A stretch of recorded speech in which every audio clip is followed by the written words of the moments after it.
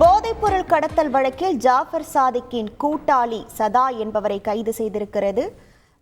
சென்னையில் வைத்து கைது செய்யப்பட்டவர் டெல்லி அழைத்து செல்லப்பட்டிருக்கிறார். கூடுதல் விவரங்களோடு இணைகிறார் நமது செய்தியாளர் சசிதரன். வணக்கம் சசிதரன். இந்த கைது நடவடிக்கையானது எப்போது மேற்கொள்ளப்பட்டது? மேலும் கைது செய்யப்பட்ட சதா குறித்தான முழு விவரங்கள் என்ன?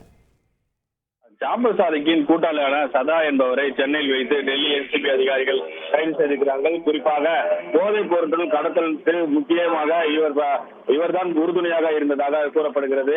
அதற்கு முழு காரணம் ஜாஃபர் சாதிக் தற்போது என்சிபி அதிகாரிகளால் கைது செய்யப்பட்டு சிறையில் அடைக்கப்பட்டிருக்கக்கூடிய நிலையில் அவரை 7 நாட்கள் காவலில் எடுத்து விசாரணை மேற்கொண்டு வருகிறார்கள்.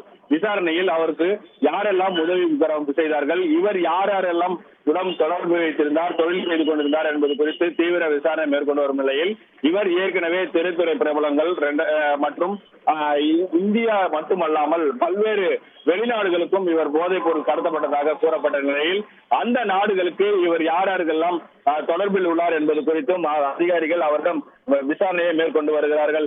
இது ஒரு புறம் இருக்க, இந்த பொருட்களை எவ்வாறு அவர்கள் வெளிநாடுக்கு கடத்தினார்கள் என்பது குறித்தான விசாரணையை மேற்கொண்ட போது அதற்கு சதா என்பவர் சென்னையில் உறுதுணையாக இருந்ததாக கூறப்படுகிறது. அவர்தான் இதை சத்துமாக்கள், அதாவது போதைப் பொருளை சத்துமாவுக்கள் பாக்கெட்டுகளில் வைத்து அடைத்து வெளிநாடுகளுக்கு கடத்தியிருப்பது இந்த விசாரணையில் தெரிய வந்திருக்கிறது. அதற்கு முழுவதுமாக சென்னையிலிருந்து இவர்தான் அனைத்து பணிகளையும் மேற்கொண்டிருக்கிறார் என்பது குறித்தான விசாரணைகளில் தெரிய வரவே டெல்லியில் இருக்கக்கூடிய என்சிபி அதிகாரிகள் சென்னை விரைந்திருக்கிறார்கள். சென்னையில் இருக்கக்கூடிய சதாவின் இல்லத்தில் அவரை தேடிய போது அவர் இல்லை எனவும் அவரது நண்பர்கள் மூலமாக சதாவை பிடித்து தற்போது டெல்லிக்கு அழைத்து சென்றிருக்கிறார்கள்.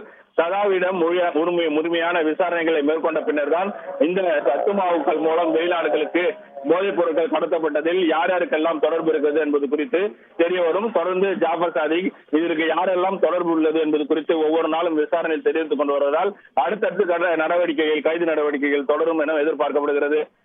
உங்கள் முழு விவரங்களுக்கு நன்றி சசிதரன். செய்திகளை உடனுக்குடன் தெரிந்து கொள்ள உடனே சப்ஸ்கிரைப் பண்ணுங்க.